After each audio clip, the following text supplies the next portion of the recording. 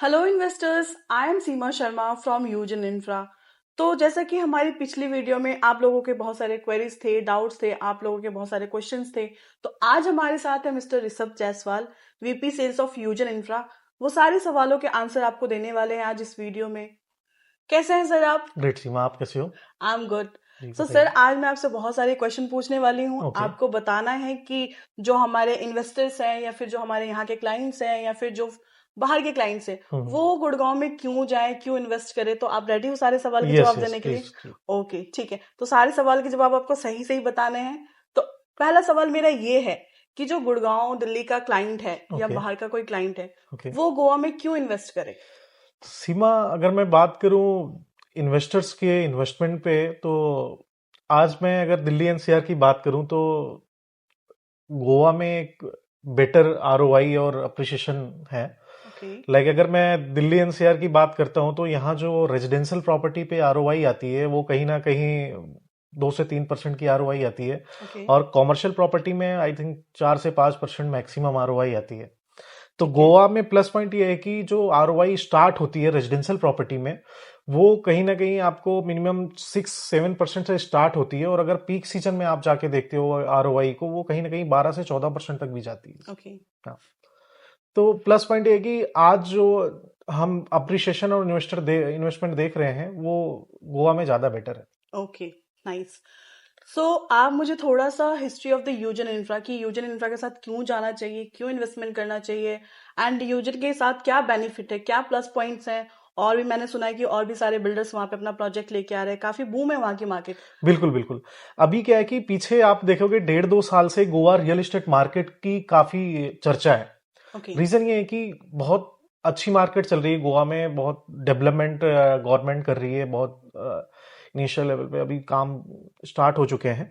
Okay. तो अगर मैं बात करूं यूजन इंफ्रा की, तो यूजन इंफ्रा एज ए कोई नया डेवलपर नहीं है। इससे ओके। पहले हमारा बैकग्राउंड काफी स्ट्रांग रहा है, काफी अच्छी डेवलपमेंट करी है, 3 एक ओके। प्रोजेक्ट हमने डिलीवर्ड भी किए हैं। लाइक अगर मैं बात करूं तो एक गुड़गांव में सोहना ग्रीन के नाम से हमारी एक डिलीवरी है, और सोनीपत में सोनीपत इंडस्ट्रियल टाउनशिप के नाम से डिलीवरी है, और गोवा में भी एक हमने मेन गोवा में मैंद्रम बीच के पास में एक 13 विला का प्रोजेक्ट डिलीवर्ड किया है। अच्छा।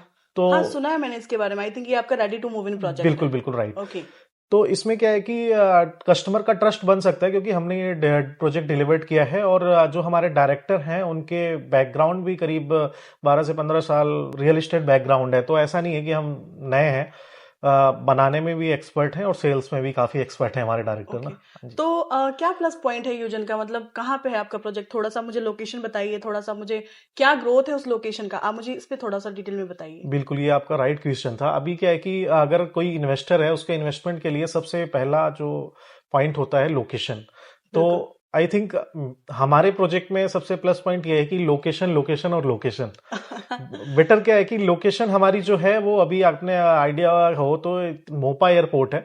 मोपा एयरपोर्ट से नियर बाई है, विद 15 किलोमीटर का डिस्टेंस है, 15 से 20 मिनट की ड्राइव पड़ जाती है ठीक है। मोपा एयरपोर्ट से। और bang on NH66 Goa Mumbai highway पे लोकेटेड है ये प्रोजेक्ट। तो कनेक्टिविटी बहुत ही सुपर्ब है। ओके। हमारा प्रोजेक्ट 2 हाईवे को कनेक्ट करता है, गोवा और नागपुर हाईवे और गोवा मुंबई हाईवे तो से। ये जो आपका प्रोजेक्ट है, यूजन का जो प्रोजेक्ट है, ये मोपा एयरपोर्ट से कितनी दूरी पे है? देखो, अगर मैं अराइवल डिस्टेंस की बात करूं तो 5.5 किलोमीटर का है। अगर आप हमारी साइट पे टॉप पे जाते हैं तो आपको फ्लाइट की लैंडिंग दिखती है। ओके। अगर मैं बाई रोड की बात करूं तो 15 से 20 मिनट की ठीक ड्राइव है। है। तो आप मुझे ये बताइए कि जो आपका प्रोजेक्ट है यूजन का, ये बैंग ऑन NH66 मतलब हाईवे से कनेक्टेड है? बिल्कुल बिल्कुल, बैंग ऑन, आपको अंदर जाने की जरूरत नहीं, अच्छा, बैंग ऑन। मतलब हाईवे से हाँ कनेक्टेड बिल्कुल। प्रोजेक्ट है। और ये हमारा बिल्कुल बॉर्डर है गोवा और महाराष्ट्र का। ठीक है। ठीक है। तो यहाँ हम जो कर रहे हैं 500 एकड़ की एक 5 star luxury golf centric development कर रहे हैं, ठीक है। जिसके अंदर हम 9 होल का गोल्फ कोर्स ला रहे हैं 40 एकड़ में, हम्म। हेलीपैड ला रहे हैं, और 100+ लग्जरी एमिनिटीज के साथ इसे डेवलप कर रहे हैं। इसके अलावा इसमें क्या है कि आपको एक 5 स्टार रिजोर्ट जो इसको मैनेज करेगा प्रॉपर्टी को। ओके। अगर आपको आइडिया हो रियल एस्टेट का, तो जो प्रॉपर्टी गोल्फ सेंट्रिक या फिर 5 स्टार मैनेज कर रही है, तो अदर प्रॉपर्टीज से, जो अदर डेवलपर के प्रोजेक्ट हैं, उससे 30 से 40% अच्छी होती है, महंगी होती है, और रीसेल करने में इजी अच्छा, होता है। यहाँ पे कोई बैंक लोन भी है?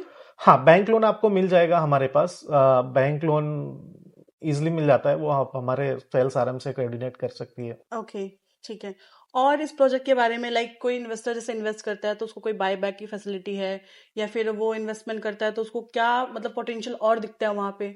सीमा, अगर कोई इन्वेस्टर हमारे साथ इन्वेस्टमेंट करता है तो प्लस पॉइंट ये है कि जैसे अगर मैं एग्जांपल दूं तो हमने प्रोजेक्ट लॉन्च किया था जब ओके। फेज 1, तो हमारा जो रेट था वो कहीं ना कहीं ऑल इन 16-17 thousand पर स्क्वायर यार्ड के आसपास था। ओके। और आज मैं फेज 2 की बात करूं तो सक्सेसफुली 1 ईयर के आसपास प्लस हो गए, तो फेज 2 40,000 प्लस पे हमारा रेट है।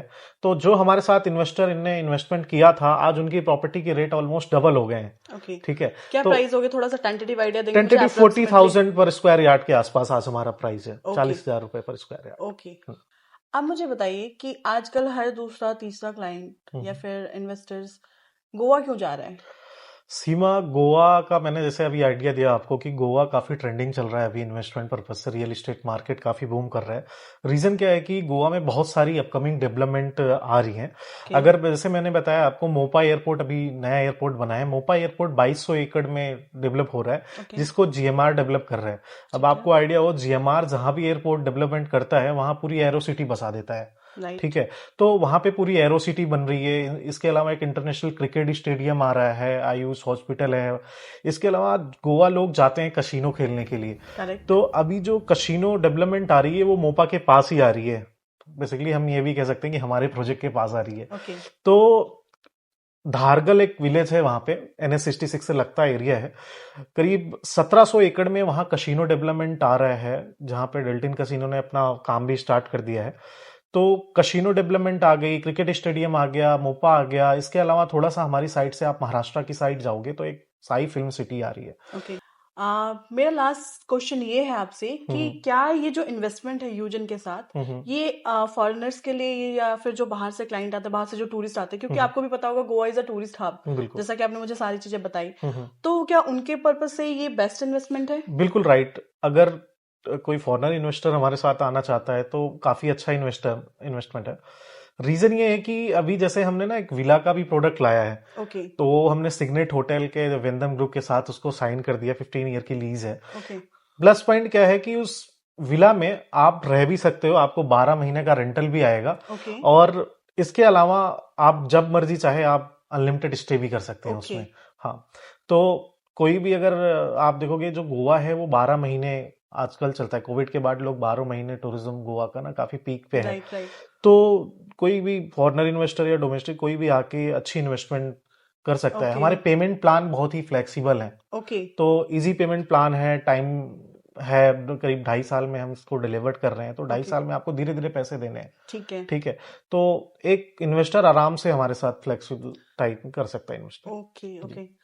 So thank you so much sir, आपने बहुत सारी डिटेल्स दी। बाकी की और किसी की क्वेरीज है, इंक्वायरीज है, प्लीज डीएम कीजिए आप, नंबर आपको नीचे मिल जाएगा, एंड क्वेरी कीजिए, रीच आउट अस, एंड उसके बाद जो भी चीजें हैं हम आपको डिटेल में बताएंगे। Thank you so much for thank you. Watching, and thank you so much sir thank you for sir. आपने इतना अच्छा ब्रीफ किया, इतना अच्छा बताया। So thank you so much guys, thank you. Thank you.